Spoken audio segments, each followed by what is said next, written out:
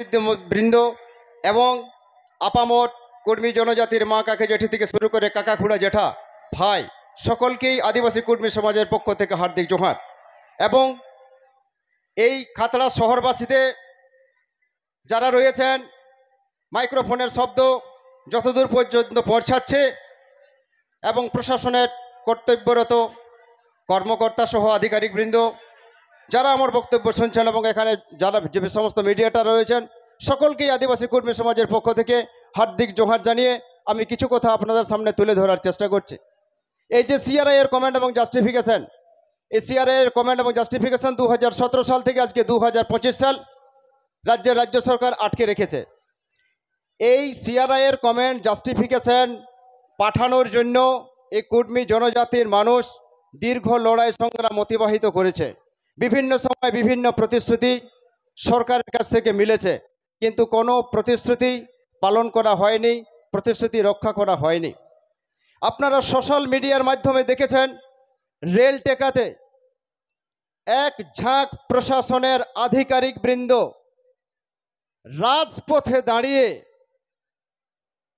তারা বলেছিলেন যে কুর্মী জনজাতির সিআরআই এর রিপোর্টটা সুন্দর করে লিখিয়ে দিয়ে দিল্লি পাঠানোটা অত্যন্ত গুরুত্বপূর্ণ, যাতে আর না ভুল হয়, যাতে আর না ফেরত আসে।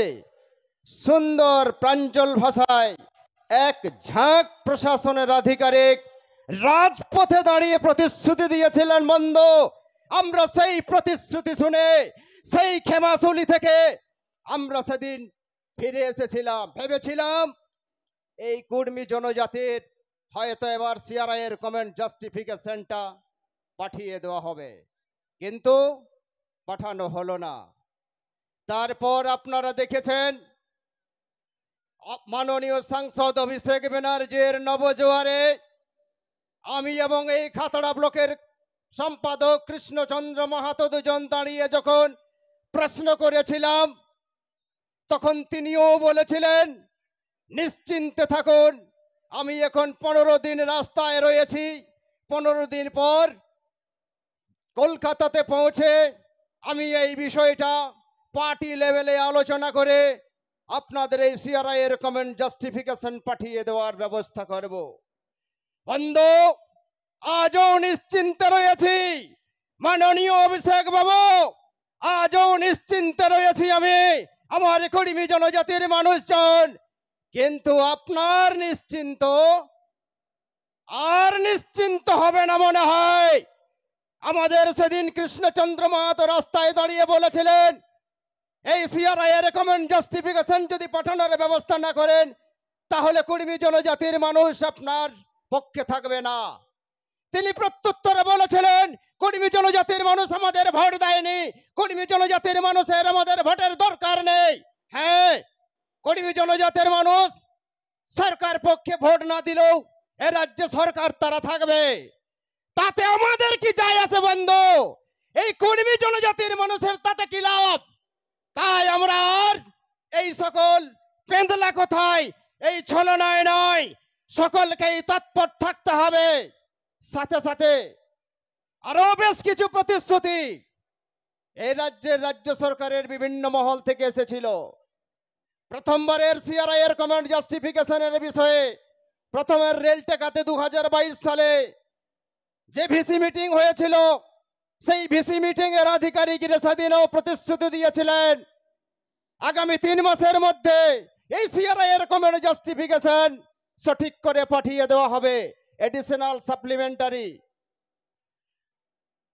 তারা সেদিন অজুহাত খাড়া করেছিলেন যে আমাদের পর্যাপ্ত পরিমাণে স্টাফ নেই, আপনারা যেহেতু লড়াই আন্দোলনের সঙ্গে রয়েছেন নিশ্চয়ই আপনাদের কাছে বেশ কিছু তথ্য এই সম্পর্কে আপনাদের থাকবে, তাই আপনারাও সেই সমস্ত তথ্য দিয়ে আমাদেরকে সহযোগিতা করুন এবং আমাদের কাছে যা তথ্য আছে সেই তথ্য সম্বলিত বিষয়গুলোকে নিয়ে সুন্দরভাবে রিপোর্টটাকে তৈরি করে আমরা এখান থেকে পাঠিয়ে দেব।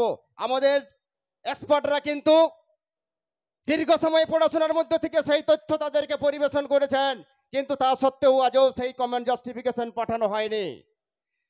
এ রাজ্যের মাননীয় মুখ্যমন্ত্রী বিভিন্ন সময় এই এলাকার প্রশাসনিক বৈঠকে এসে তিনি কিন্তু কথা দিয়েছেন যে এটা আমার হাতে নেই, এটা কেন্দ্র সরকার হাতে, আমাকে দোষ দেবেন না। কিন্তু এ রাজ্যের অনুশংসাপত্র যেটা আপনি আটকে রেখেছেন তা কেন আপনি পাঠাচ্ছেন না? কার ভয়ে আপনি পাঠাচ্ছেন না? তা এই কর্মী জনজাতির মানুষকে আপনারা মনে করেন বোকাচোদা? যেদিন এই এলাকায় অভিষেক ব্যানার্জির সঙ্গে সাক্ষাৎ হয়েছিল সেদিন আমি সঠিক বিষয়টা উপস্থাপনিত করেছিলাম বলে আজও তারা আমাকে এফআইআর করেছে। আমি বলছি এফআইআর নয়, আমাকে যদি ফায়ারও করে আমি কিন্তু এখান থেকে পিছপা হব না। আমি আমার জায়গায় দাঁড়িয়ে থাকবো বন্ধু। আমি এই পশ্চিমবঙ্গের 66 লক্ষ কর্মী জনজাতির প্রতিনিধিত্ব করে, যদি 66 লক্ষ কর্মী জনজাতির মানুষ আমার পাশে না থাকে, আমি একাই থাকবো কর্মী জনজাতির মানুষ হয়ে, তবে আমি কিন্তু ময়দান ছেড়ে পালিয়ে যাব না বন্ধু। আমি আমার বক্তব্যকে আর দীর্ঘায়িত করব না। সঙ্গে থাকবেন, পাশে থাকবেন। দেখি কতদিন লাগে এই কমেন্ট জাস্টিফিকেশন পাঠাতে। আমি কথা দিচ্ছি বন্ধু, এই কর্মী জনজাতির সিআরএর কমেন্ট জাস্টিফিকেশন কর্মী জনজাতির কোড়ায় নাড়া দিচ্ছে। শুধু আপনার তৎপরতার অভাবে এই কমেন্ট জাস্টিফিকেশন আটকে আছে। আপনার দরজায় কোড়া নাড়ছে, আপনি সতর্ক থেকে দরজা খুললেই আপনার সেই কমেন্ট জাস্টিফিকেশন চলে যাবে। 2024 সেই 2024 কোড়া নাড়ার সময় বেরিয়ে আসুন এই রাজ্যের রাজ্য সরকারের কাছ থেকে। দেখুন এই কমেন্ট জাস্টিফিকেশন সত্তর চলে যাবে।